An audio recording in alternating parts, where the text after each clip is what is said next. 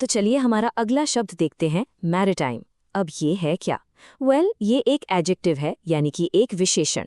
इसका सिंपल सा मतलब है कुछ भी जो समुद्र से जुड़ा हुआ हो, खास करके जब हम समुद्र यात्रा, व्यापार या मिलिट्री एक्टिविटीज की बात करते हैं। Basically anything related to the sea. Okay, so इसको सेंटेंस में कैसे यूज करें? चलिए पहला एग्जाम्पल देखते हैं। The coastal town has a rich maritime history. तो इसका मतलब क्या हुआ? इसका मतलब है कि उस तटीय शहर का यानी कोस्टल टाउन का एक बहुत ही रिच मतलब समृद्ध समुद्री इतिहास है। आप ये वर्ड ट्रेड और इकोनॉमी के बारे में बात करते हुए बहुत सुनेंगे, जैसे कि इस सेंटेंस में the countries economy depends heavily on it's maritime trade.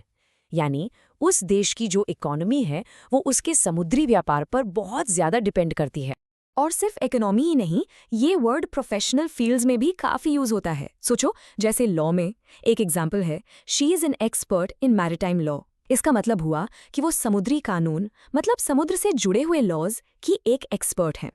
और पता है, ये आपको न्यूज़ में और बड़े बड़े ऑफिशियल डॉक्यूमेंट्स में भी दिखेगा। फॉर एग्जाम्पल, यूनाइटेड नेशंस ने कहा है international maritime law governs activities on the high seas. इससे पता चलता है कि कैसे इंटरनेशनल लेवल पर समुद्र की एक्टिविटीज को कंट्रोल करने के लिए ये टर्म कितना इंपॉर्टेंट है।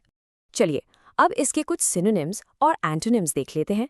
सिनोनिम्स यानी सिमिलर मीनिंग्स वाले वर्ड्स हैं नॉटिकल, मरीन, नेवल और सीफेरिंग। इन सब में से नॉटिकल काफी कॉमन है। अब आते हैं एंटोनिम्स पर, यानी इसके ऑपोजिट वर्ड्स। ये हैं इनलैंड, लैंड बेस्ड और टेरेस्ट्रियल। इसका जो मेन ऑपोजिट वर्ड है वो है इनलैंड, जिसका मतलब होता है जमीन से घिरा हुआ, समुद्र से दूर। बस आज के लिए इतना ही, मिलते हैं नेक्स्ट वीडियो में। Happy learning, bye bye.